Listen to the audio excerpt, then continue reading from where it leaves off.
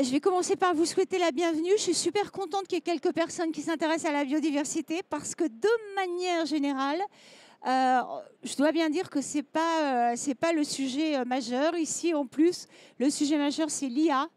Et avec l'IA, on est proche de l'impact sur la biodiversité, mais on n'est pas encore arrivé à l'impact positif de l'IA sur la biodiversité. Donc, c'est quelque chose qu'il faut prendre en compte. Je crois qu'ici, il doit y avoir plusieurs centaines de conférences. Il y en a 2 sur la biodiversité. Donc, je suis vraiment flattée que vous soyez venus. Et j'aimerais que vous sachiez que vous êtes des pionniers parce que dans quelques années, en fait, la biodiversité, elle sera au centre de la scène et ce sera le sujet prioritaire parce que dans la biodiversité, tous les sujets qui sont les nôtres aujourd'hui se regroupent. À la fois le sujet de climat, à la fois les sujets humains, tous les sujets qui se rapportent à la santé humaine, à la vie, sous toutes les formes, quelles qu'elles soient. Alors, je vais peut-être vous dire qui je suis pour vous expliquer pourquoi je vous parle de biodiversité et surtout quelle légitimité j'ai à vous parler de biodiversité. Moi, ça fait une vingtaine d'années que je me préoccupe de la biodiversité puisque j'ai commencé ma carrière dans la RSE au WWF où j'ai développé tout ce qui était partenariat entreprise. Donc là, il s'agissait avec les entreprises de voir comment elles pouvaient faire levier sur les problématiques de biodiversité. Je ne m'étends pas sur le sujet. Aujourd'hui, j'ai cofondé il y a 5 ans un cabinet conseil en RSE. Ce cabinet conseil s'appelle ISOP. Et il se trouve qu'on a une... je dirais, excusez-moi, je suis un peu troublée parce qu'il y a des gens qui arrivent. Je suis toute étonnée. Le cabinet conseil ISOP, il a la particularité d'être multiforme, c'est-à-dire qu'on adresse à la fois les problèmes en amont, on est conseil en RSE, mais on continue à suivre l'entreprise en aval, notamment sur les programmes d'engagement des salariés, puisqu'on est bien convaincu que si on change quelque chose dans l'entreprise, ce ne sera pas nous, conseils, qui allons le changer, mais bien plutôt chacun dans ses métiers qui va prendre le sujet, le préempter et trouver des nouvelles solutions. Donc les programmes d'engagement, c'est très important pour nous. Et puis après, il y a tous les sujets de communication sur lesquels on travaille, les rapports RSE sous diverses formes, que ce soit des livrets en interne, des bouquins en externe, des vidéos. Il se trouve que par ailleurs, on travaille pas mal pour la BPI. On a fait pas mal d'animations pour faire en sorte de rendre plus accessibles aux PME et aux ETI les sujets RSE qui sont défendus par la BPI. On vient notamment de faire un kit sur la CSRD et un podcast.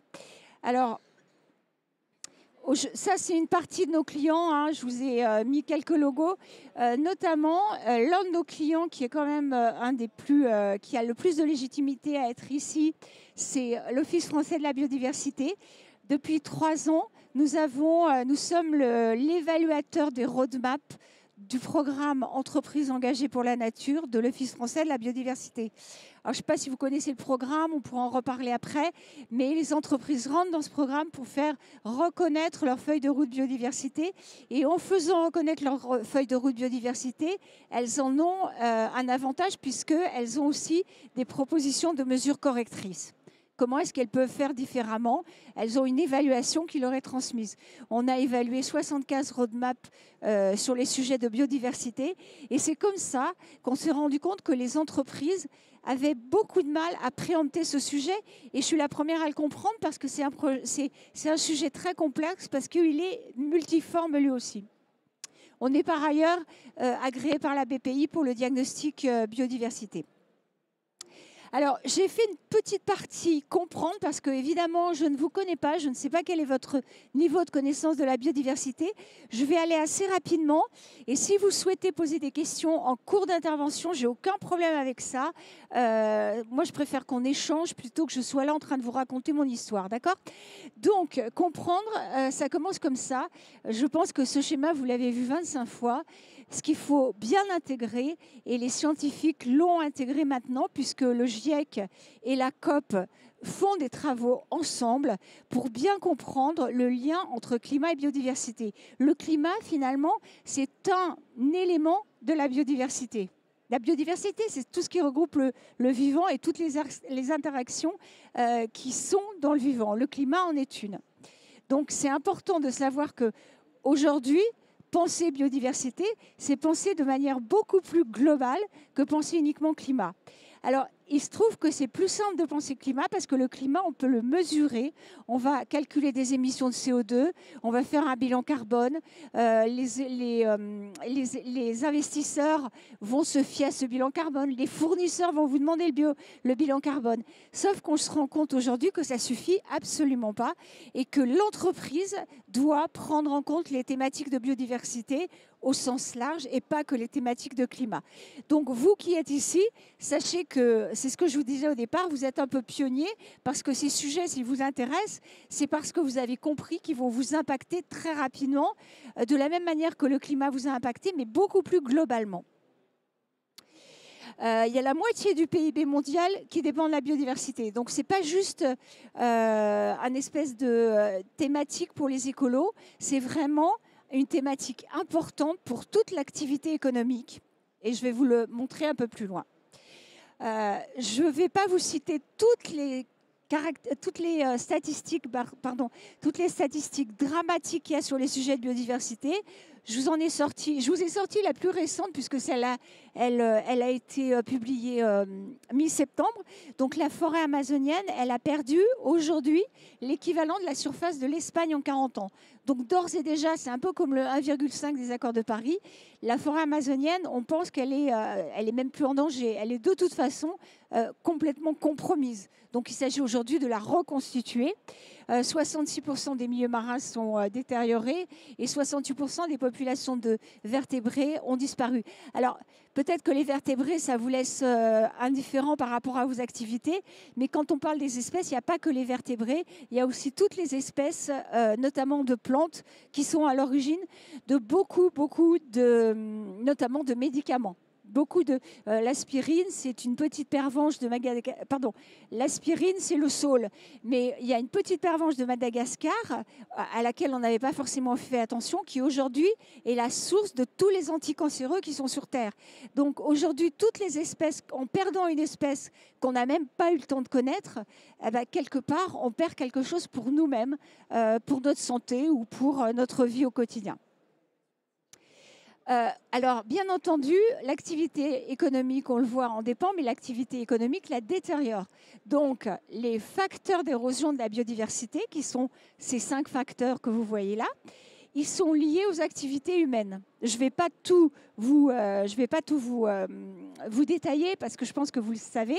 C'est-à-dire que dans toutes nos activités humaines, que ce soit, je ne sais pas, pour extraire des terres rares pour les ordinateurs ou que ce soit pour manger, pour les cosmétiques, que ce soit à quoi je pourrais penser un peu plus, la chimie évidemment, pour la construction, le bâtiment.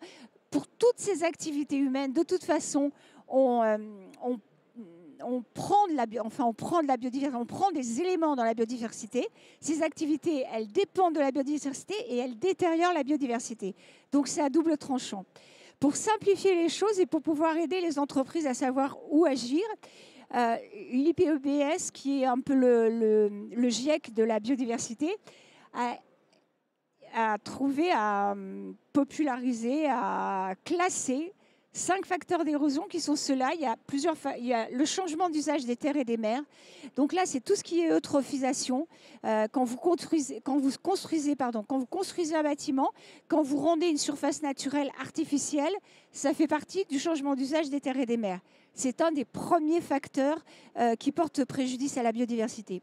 Vous avez la surexploitation des ressources naturelles, ça je pense que vous comprenez tout ce que c'est. Le changement climatique porte préjudice à la biodiversité qui elle-même est un acteur qui peut améliorer la problématique du changement climatique, puisqu'on sait très bien que les forêts, enfin tous les espaces verts peuvent absorber du CO2. Les pollutions évidemment, et le dernier facteur c'est les les espèces exotiques envahissantes. C'est un facteur un peu moins connu, mais il y a beaucoup, beaucoup d'espèces qui ont été amenées par l'homme, notamment dans des pays où elles n'avaient rien à faire et qui portent préjudice à toutes les autres espèces. C'est un peu comme l'histoire des abeilles domestiques et des abeilles sauvages. L'abeille domestique peut porter préjudice à l'abeille sauvage. C'est un peu ça. C'est pas parce que vous avez une jolie plante qui prolifère dans votre jardin qu'elle va permettre aux autres plantes de pouvoir vivre. Ça, vous l'avez certainement entendu. Alors, moi, ce qu'on me dit souvent, c'est que, bien sûr, si je produis un yaourt, je sais que j'ai besoin de la biodiversité et que j'impacte la biodiversité. Mais si je suis une entreprise de service, on a pour habitude de dire qu'on n'impacte pas, qu'on n'a rien à voir avec la biodiversité. En fait, c'est faux parce que je vous ai cité là 2 exemples.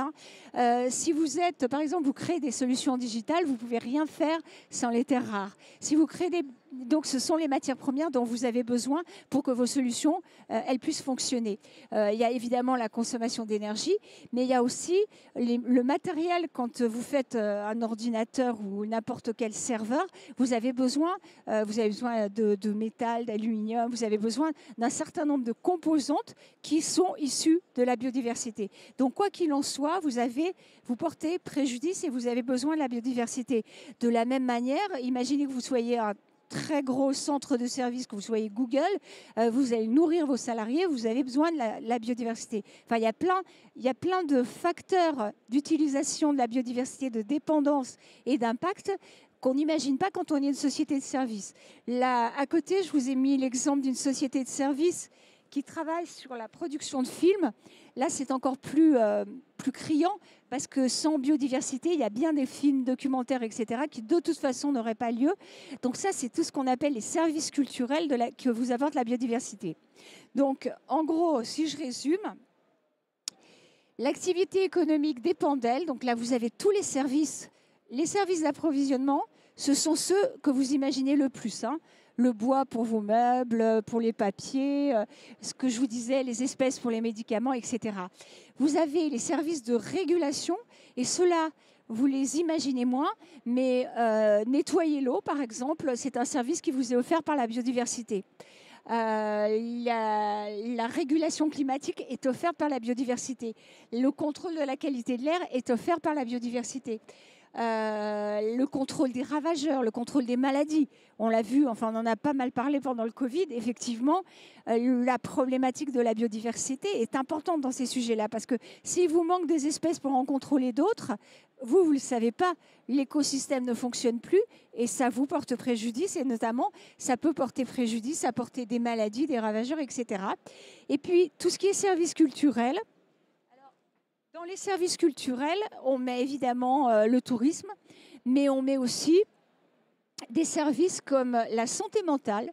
Alors, on en reparlera un peu plus loin. Et je vous convie à vous intéresser au sujet. Il y a énormément d'études qui sont à l'origine, l'origine de ces études, c'est la biophilie. La biophilie, c'est le rapport entre la biodiversité, enfin la nature, le vivant, et l'impact qu'il a sur l'homme, l'impact positif qu'il a, non pas sur l'activité de l'homme, mais sur sa santé humaine et même physique. Donc, vous avez sûrement entendu parler des bains de forêt au Japon. Donc, les bains de forêt, c'est exactement ça. C'est qu'effectivement, des neurologues ont évalué à quel point, quand vous faites un bain de forêt, vous traversez une forêt, une partie de votre système sympathique fonctionne plus vite, plus fort, et du coup, vous vous sentez mieux. Alors, ils ont décrypté ça de manière scientifique. Après, je pense que vous et moi, on est bien conscients que quand on va faire une balade dans la nature, on est mieux que, même si vous êtes très bien ici avec moi, que ici avec moi, en fait, je pense. Donc, ça, c'est la première chose. Il y a aussi quelque chose que je voulais quand même souligner ici, c'est que, contrairement à ce qu'on pense, les consommateurs s'en préoccupent de ces histoires de biodiversité. Quand on regarde des statistiques, ça fait partie des premières préoccupations des consommateurs européens, mais aussi des consommateurs français. et encore plus, je dirais, des consommateurs français. Les consommateurs sont préoccupés et les consommateurs voient bien, eux, ils voient la biodiversité au travers des produits qu'ils achètent, par exemple. Alors, ils ne vont pas être capables, on ne va pas leur parler de biodiversité parce que ça ne leur dira rien du tout. On va leur parler de nature, on va leur parler de vivant, on va leur parler des matières premières qui ont servi à faire leurs cosmétiques et à faire leur nourriture. Mais en tout cas, ils s'en préoccupent et ils veulent plus d'informations sur ces sujets-là. Clairement, alors je vous ai montré une statistique, j'aurais pu vous en montrer plein, et je pense que vous êtes conscient que sinon vous ne seriez pas là, que toutes ces statistiques vont un peu dans le même sens, c'est-à-dire que les entreprises ont beau se dire la biodiversité ne nous concerne pas, le consommateur, lui, le public, le citoyen, il est préoccupé par la biodiversité dans sa ville, il est préoccupé par la biodiversité dans son entreprise et il est préoccupé par la biodiversité dans son assiette, dans sa vie quotidienne, pour sa santé, etc. Une fois qu'on a dit ça, je mets quand même... Tout ça, ce sont des contraintes qui sont plus ou moins fortes pour vous. Par contre, il y en a une qui est forte pour tout le monde, c'est le contexte légal. Le contexte légal, il se durcit. Alors, il n'est pas encore équivalent à celui du carbone. On ne va pas vous obliger à faire un bilan biodiversité parce que tout simplement aujourd'hui, on n'a pas de méthode simple pour faire un bilan biodiversité. Mais par contre, la stratégie nationale biodiversité qui a été renouvelée, mise en place il y a 2 ans, elle va imposer aux entreprises un certain nombre de contraintes sur la biodiversité. Pour l'instant, il n'y a pas encore de décret d'application de cette stratégie qui vont vous donner une amende si vous ne respectez pas. Mais en même temps, c'est quelque chose de tendanciel. C'est-à-dire que c'est aujourd'hui dans la stratégie nationale biodiversité et petit à petit, ça va se traduire en décret, en réglementation. Et je pense qu'il faut être conscient et le savoir.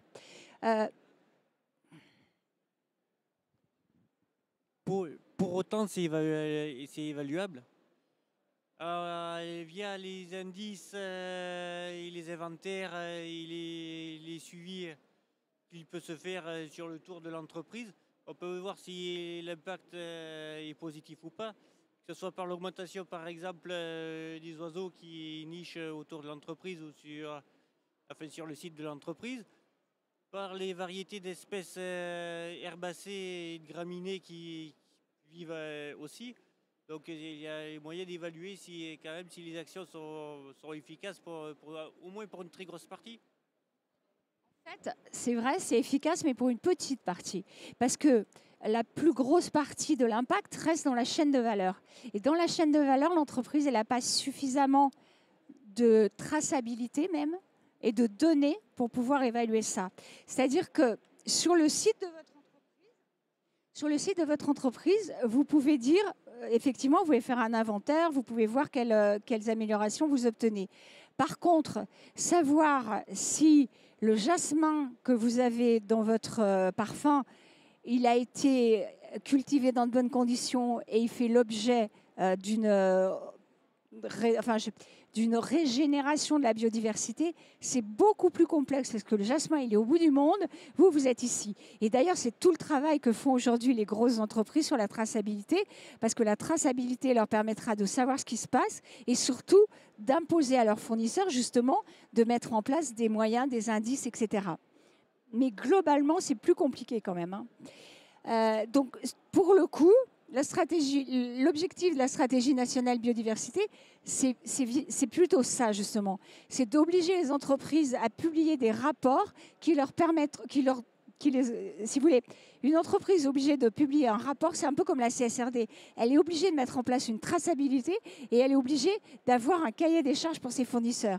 D'où l'intérêt de ce contexte légal. C'est indirect, mais ça fonctionne. Donc, la stratégie a demandé aussi, l'État demande à l'Office français de la biodiversité et à BPI, puisque BPI maintenant est partenaire sur le programme Entreprises engagées pour la nature, d'avoir 5000 entreprises engagées pour la nature d'ici 5 ans. On en a 74 aujourd'hui, donc il y a du boulot. Après, on va demander aux entreprises de développer des outils de développer des outils d'information pour le consommateur. Et on demande aussi à toutes les institutions, quelles qu'elles soient, de développer des outils d'accompagnement des entreprises. C'est pour ça d'ailleurs que BPI a développé le DIAC Biodiversité, que l'OFB et BPI ont développé un modèle simplifié d'entreprises engagées pour la nature, justement pour répondre à la demande de l'État sur ces sujets-là. Après, vous avez la CSRD. Donc la CSRD, ça va, ça vient, mais ça existe quand même et ça va de toute façon aboutir. Donc aujourd'hui, pour les entreprises de 1000 salariés, c'est obligatoire. Il est obligatoire pour une entreprise de 1000 salariés de faire une analyse de double matérialité et d'évaluer ses impacts en termes de carbone, de biodiversité, etc. Pour autant que dans son analyse de double matérialité, donc l'analyse de double matérialité, c'est juste voir quel impact j'ai et quels sont les impacts financiers que par ailleurs je subis de la part du développement durable, enfin de la RSE en général, donc salariés, que ce soit ça peut être les salariés, mais ça peut être les clients, les fournisseurs, mais aussi la biodiversité, mais aussi le climat, etc. Donc elle doit mesurer tout ça, et si elle identifie que la biodiversité est importante pour elle, elle doit rendre compte sur le chapitre biodiversité. Alors, je vous le donne en 1000 parce qu'il y a déjà un certain nombre, je ne veux pas dire de bêtises, mais je crois qu'il y a 800 rapports CSRD qui ont été publiés. Donc, j'ai été voir l'analyse de ces 800 rapports CSRD. Eh bien, figurez-vous que sur ces 800 rapports CSRD, il y a 34% des entreprises qui disent avoir un impact ou dépendre de la biodiversité. Et dans ces entreprises, il y a le secteur du retail, donc le secteur de la distribution, de la grande distribution. Alors, je ne sais pas comment ferait la grande distribution s'il n'y a pas de biodiversité, parce que je ne vois pas trop ce qu'elle pourrait vendre. Et il y a le secteur des banques aussi. Donc, les banques, elles investissent dans tous les secteurs. Et d'ailleurs, ça fait partie avec BPI, ça fait partie des choses qu'on a soulignées, nous, dans cette analyse, c'est de se dire pourquoi il n'y a que 34% des entreprises qui ont pris compte de ça. Alors, aujourd'hui, ça passe, mais demain, ça ne passera pas. Sachant qu'en plus, le plafond, les 1000 salariés qui obligent aujourd'hui à faire un rapport CSRD, ce plafond, cette limite va être descendue de toute façon. Elle était à 250, elle ne va pas rester à 250. Je pense qu'on n'a aucune chance que ça soit à ce niveau-là. Enfin, moi, j'appelle ça une chance, mais pour vous, c'est une contrainte. En tout cas, ça ne restera pas à ce niveau-là. Ça va augmenter un peu, mais ça ne restera pas à 1000. Donc, il est incontournable de se préoccuper de ce sujet parce que de toute façon, à moyen terme, on va vous demander de rendre compte sur ce sujet.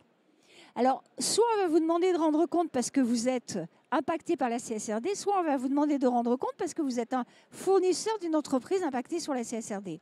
Nous, on travaille pas mal avec des entreprises comme Dior ou comme Guerlain et qui, eux, évidemment, ont beaucoup de fournisseurs biodiversité.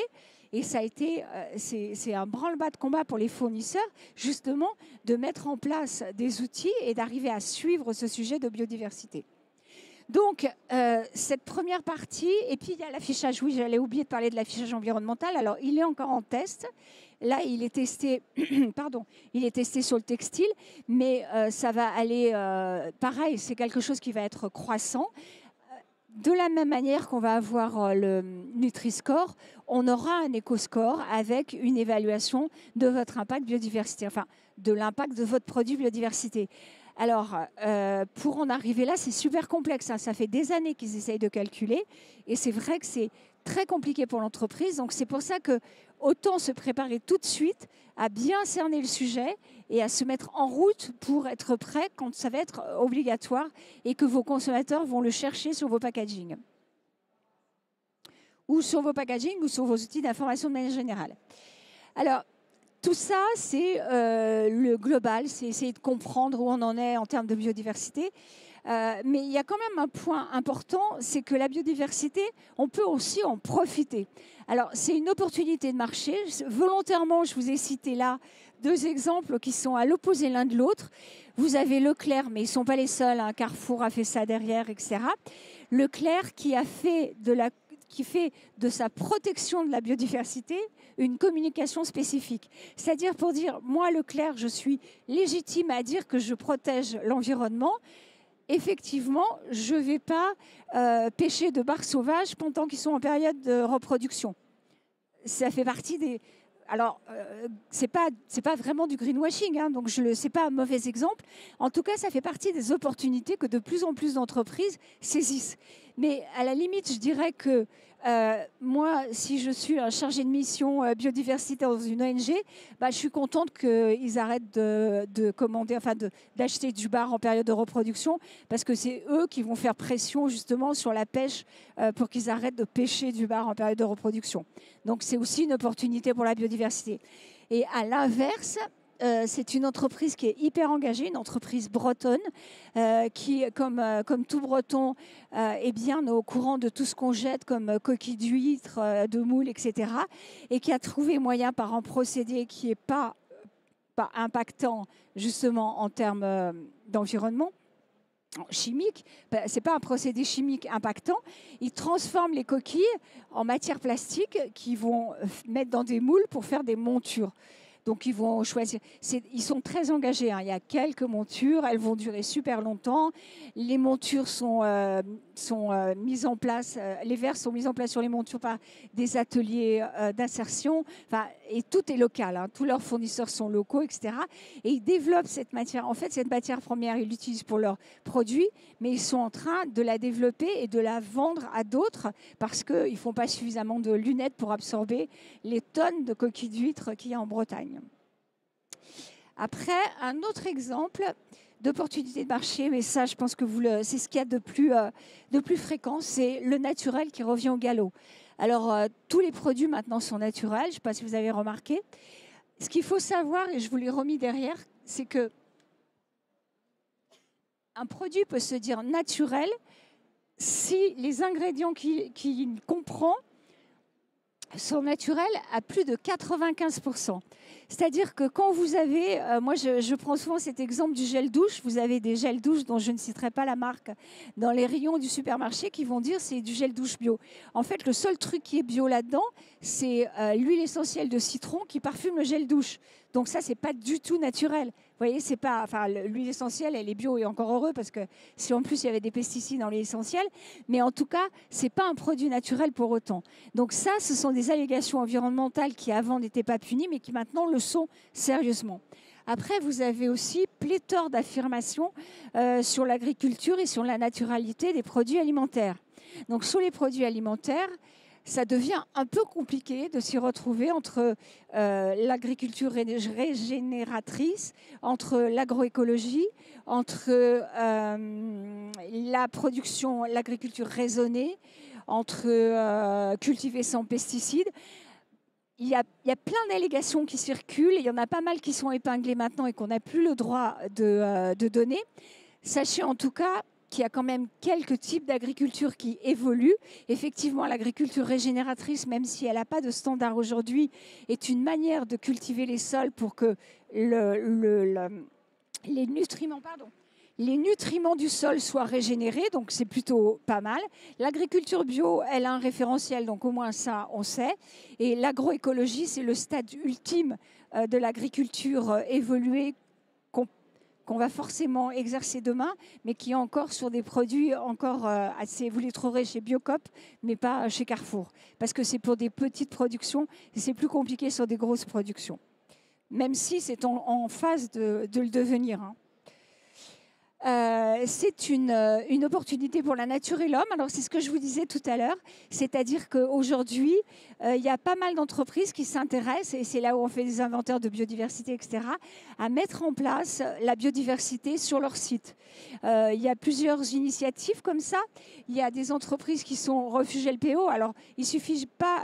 on a, par exemple, quand on a évalué les roadmaps biodiversité, on a eu pas mal d'entreprises qui nous disaient on fait quelque chose pour la biodiversité, on est refuge LPO.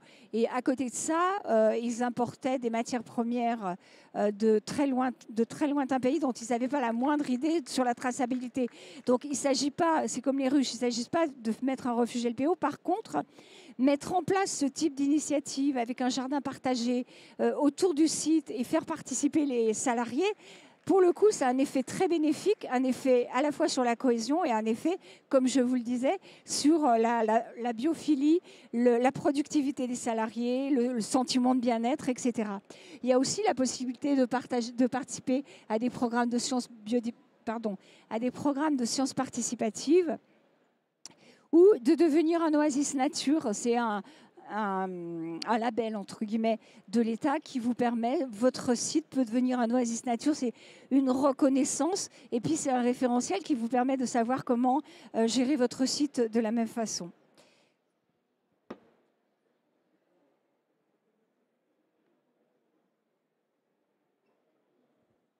Excusez-moi. Là, je vous ai mis Pocheco. Alors, c'est un exemple qui est souvent cité, que vous connaissez peut-être. C'est toute l'évolution d'un métier. Donc, c'est une entreprise qui a fait la totale, donc qui a à la fois abordé le sujet c'est un fabricant d'enveloppes, Pocheco.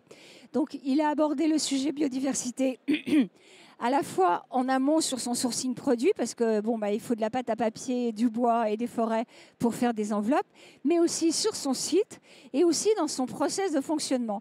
Donc sur le site, il a mis en place un tas d'initiatives auxquelles participent les salariés, des jardins partagés, etc.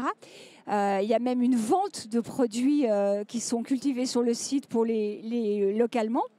Il a également mis en place une filtration naturelle des eaux, parce que vous le savez pas, mais les imprimeries sont assez polluantes. Et donc, il y a tout un sujet de filtration, de nettoyage des eaux, etc. Donc là, ils ont réussi à le faire de manière naturelle. Et pareil pour l'énergie. Et du coup, c'est un site qui est autosuffisant en énergie. Alors, ça n'a pas un effet direct, ce n'est pas une relation directe avec la biodiversité, mais indirectement, on revient sur le climat, qui est une partie de la biodiversité. Donc, eux, ils ont carrément transformé le site, leurs produits, et ils en font un site école aujourd'hui. Ils conseillent les entreprises sur ces sujets-là.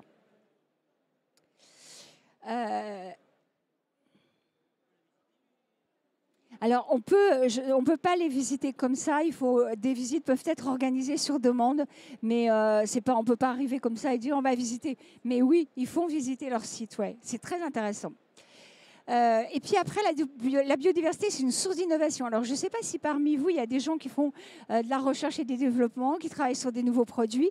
En tout cas, j'ai quand même voulu vous mettre là des exemples de produits qui sont issus des recherches sur la biodiversité.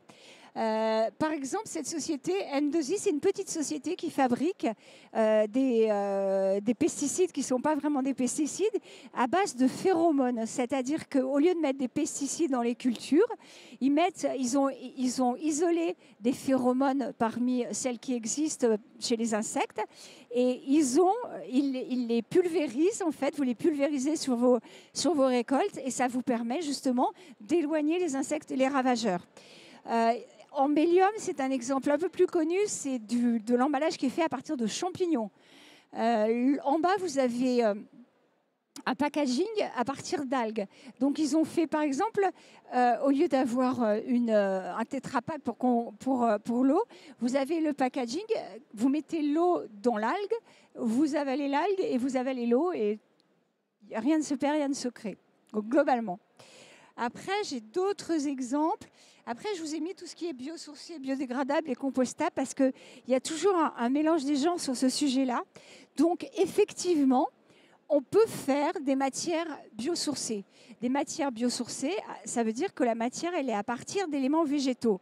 Et c'est là où il y a une complexité supplémentaire, c'est que si votre végétal il vient en concurrence avec l'alimentation humaine, c'est une mauvaise solution. Par contre, si votre végétal vient des résidus des produits pour l'alimentation humaine, c'est intéressant. J'ai l'exemple, je vous en parlerai après. Et ça, du coup, avec ces résidus, on peut faire plein de choses. On peut faire des plastiques, enfin, ce n'est pas des vrais plastiques, du coup, c'est plastiques biosourcés.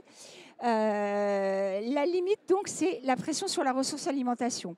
Et attention, il ne faut pas imaginer que parce que votre packaging, parce que votre produit il est biosourcé, il va être biodégradable. C'est très différent. Donc, le problème, c'est qu'il y a un peu une confusion qui est faite et qu'on fait volontairement dans l'esprit des consommateurs de mélanger biosourcé et biodégradable. Biodégradable, ça veut dire que votre produit, il va être décomposé à 90% quand vous le mettez dans une terre humide et que vous le laissez un certain nombre d'années. C'est ça que ça veut dire. Donc, moi, je travaille pas mal, par exemple, on travaille pas mal sur le sujet des lunettes. Et on travaille pas mal, on a beaucoup travaillé sur les matériaux pour les lunettes. Et il y a bien des fabricants qui parlent de lunettes biodégradables, de lunettes en plastique biodégradable. Je l'ai vu plein de fois. Et en fait, c'est complètement crétin parce que vous n'allez pas mettre votre monture de lunettes dans de la terre pendant 10 ans pour qu'elle soit biodégradée. Donc, n'est biodégradable que ce qui peut l'être. Et ça aussi, pareil, ça fait partie des choses qu'on ne peut plus dire. Et donc, on peut être biosourcé et ne pas être biodégradable du tout parce qu'on a mis à l'intérieur du mélange des composants qui ne le sont pas. Hein. Et puis après, il y a le compostable. Donc le compostable, c'est encore plus compliqué parce que les conditions de température, de degré d'oxygène, etc., sont très particulières. Donc là, c'est essentiellement les résidus alimentaires. Et encore, pas quand il y a des plats composés, des plats, je ne sais plus comment on dit, vous savez, des plats où on a mis d'autres intrants que juste les produits naturels, je ne sais pas, le cassoulet, bref. Je vous ai cité aussi 3 autres exemples que vous connaissez peut-être pas, mais qui sont toujours intéressants. Le velcro. Le velcro, il est né de l'observation d'un scientifique de la graine de bardane. Je ne sais pas si vous connaissez cette graine, elle a grippe. C'est une graine qui se met sur vos vêtements, qui s'agrippe. C'est comme ça qu'il a eu l'idée du velcro. Les combinaisons de plongée, elles ont été étudiées à partir de la peau du requin, pour voir comment on peut faire un produit qui convienne parfaitement et qui adhère complètement. Et ce train japonais, il a été fait en étudiant l'ergonomie du bec du martin-pêcheur. Et pour aller plus loin encore, certains maquillages qui sont résistants à l'eau, ils ont été étudiés à partir des plantes aquatiques. En étudiant la formulation des plantes aquatiques, on a formulé des types de maquillage de la même façon, ce qui permet qu'ils résistent à l'eau. Et pour aller encore plus loin, on s'est rendu compte que dans les moules marinières, il y avait des fils qui s'appellent des byssus. Je ne sais pas si vous saviez ça, moi non. Bref, ces petits fils, ils permettent aujourd'hui de rendre les produits solaires plus adhérents sur la peau. Donc, il ne faut pas négliger tout le champ des possibles que la biodiversité peut apporter en termes d'innovation. Il est immense. Et je pense que c'est intéressant pour toutes les personnes parce que je pense qu'il faut vraiment étudier votre problème en le décomposant. Si vous décomposez un problème et que vous identifiez toutes les étapes de votre problème, vous allez peut-être trouver une nouvelle solution, c'est certain, et peut-être certaines qui proviennent de la biodiversité ou qui sont aidées par la biodiversité. Ce qui vous permettra de résoudre 2 problèmes en un, parce que vous ne porterez pas préjudice à la biodiversité et en même temps, vous en bénéficierez. Après, il y a plein de... Là, c'est un sujet spécifique emballage. Il y a des emballages autoréparateurs qui se sont inspirés des végétaux pour voir comment les végétaux se reconstituent. Biodégradables, on en a parlé. Et puis, il y a les nids d'oiseaux. Les nids d'oiseaux les nids d'oiseaux sont hyper ergonomiques. Ils vont inspirer non seulement des emballages, mais ils inspirent aussi des immeubles, des structures, de manière générale, des structures en bois ou en ciment. Agir, c'est quand même intéressant, donc je vais finir là-dessus puisqu'il me reste quelques minutes. Comment est-ce que vous pouvez agir ? Je vous donne des outils. Ça, c'est le guide de VPI, un guide pour mettre la biodiversité partout. Donc ça, c'est le guide qu'on a fait avec eux. Et là, tout ce que je vous raconte, c'est détaillé, c'est beaucoup plus concret. Et puis, il y a plus de tips pour passer à l'action. Après, vous avez le diagnostic biodiversité BPI-OFB dont je vous parlais, qui est subventionné par l'OFB. Auquel vous pouvez souscrire. Je ne sais pas si on dit souscrire d'ailleurs. Vous pouvez demander à avoir ce guide biodiversité chez vous. On vous le subventionne pour partie et des gens comme nous, par exemple, sont agréés pour vous aider sur ces sujets-là. Il y a quand même, alors il y a pas mal d'études documentaires, mais il y a aussi un jour qui est passé à l'entreprise, enfin dans vos entreprises, avec vous pour étudier de plus près le sujet. Ça, c'est un guide que nous avons fait, ISOP. Vous le trouverez si vous m'envoyez un mail, je peux vous l'envoyer sur la biodiversité. Il a été d'ailleurs à l'origine du kit de BPI, parce que le kit, c'est un kit interactif sur le web. Et ça, c'est un document papier ou un PDF. Et la méthodologie, elle est assez classique. Elle n'est pas évidente à faire parce qu'effectivement, la biodiversité est complexe, mais par contre, elle est assez simple. La première chose que vous avez à faire, c'est vraiment cartographier quels sont vos impacts sur la biodiversité, quelles sont vos dépendances sur la biodiversité. Ça, c'est la première étape. Une fois que vous avez fait ça, vous allez évaluer vos risques. Parce que si on est là aujourd'hui, c'est également parce qu'il y a des risques qui sont de plus en plus importants, non seulement pour nous en tant qu'êtres humains, mais pour l'entreprise de manière générale. Donc après ça, vous allez évaluer vos risques. Une fois que vous aurez évalué vos risques, vous allez mettre en perspective, du coup, tous les enjeux que vous avez et vous allez les prioriser en fonction des risques, évidemment. Vous allez après, et c'est très important, faire un inventaire de vos engagements préexistants. Alors, nous, chaque fois qu'on intervient en entreprise, que ce soit pour la RS en général, pour la biodiversité en particulier, à chaque fois on a le sujet, il y a plein de choses qui sont faites et qu'on n'a pas identifiées comme telles. Donc, c'est en discutant avec les uns les autres et c'est en allant voir tout ce qui se passe dans l'entreprise qu'on arrive à trouver en fait plein d'actions qui sont faites et qui valent le coup non seulement d'être mises en avant, mais aussi d'être partagées. Parce que quand vous avez par exemple un site et que vous avez plusieurs sites qui fonctionnent de la même façon, c'est intéressant de savoir ce qui se fait sur l'un pour le reproduire sur l'autre. Et puis après, assez classique, hein, il vous faut des objectifs, il vous faut des indicateurs, il vous faut un plan d'action. Voilà, en fait, je voulais laisser 2 minutes pour que vous puissiez poser des questions, si vous en avez. Je vous avoue que ce n'est pas évident de vous parler et d'écouter tout le reste. Donc, si vous parlez dans le micro, parlez bien distinctement pour que je puisse ne pas répondre à côté de la plaque. Est-ce que vous avez des questions ? Après, moi, volontairement, je vous ai mis mon mail parce que si jamais tout ça n'est pas très clair, si vous voulez des précisions, n'hésitez pas, envoyez-moi un mail, il n'y a pas de problème là-dessus.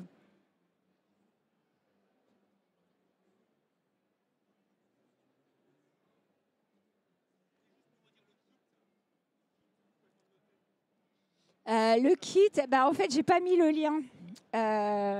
C'est un lien. Je suis désolée, je n'ai pas mis le lien. C'est BPI qui peut vous le dire, mais il faut faire, il s'appelle Kit Biodiversité BPI, un truc comme ça, sur, voilà. J'ai pas mis le lien sur la slide, je me rends compte à l'instant que j'ai oublié cette information essentielle. Mais parce que le lien est compliqué, mais il est un peu long. Est-ce que vous avez d'autres questions ? Oui, j'ai une petite question, moi. Globalement, vraiment de manière très, très, très sincère, est-ce que, c'est pour moi, pour que je m'améliore, est-ce que ce que je viens de vous dire là, ça vous a intéressé, ça vous a apporté quelque chose de nouveau ? Excusez-moi, j'ai une petite question sur le programme Engagé pour la nature, entreprise engagée pour la nature. Quelle est la différence entre le DIAG de la BPI Biodiversité et ce programme ? C'est une super question et j'aurais dû le dire. La différence entre le programme Entreprise engagée pour la nature de l'OFB, c'est que le programme, c'est plutôt pour les grandes entreprises. Parce que le diagnostic, on l'a adapté pour le DIAG BPI. Il y a plein de choses qu'on a enlevées, on l'a simplifié. On l'a simplifié pour le DIAG BPI. Donc, si vous êtes une PME ou une ETI, ça dépend du nombre, il vaut mieux faire le DIAG biodiversité et sinon le DIAG entreprise engagée pour la nature. Voilà. J'ai plus le droit.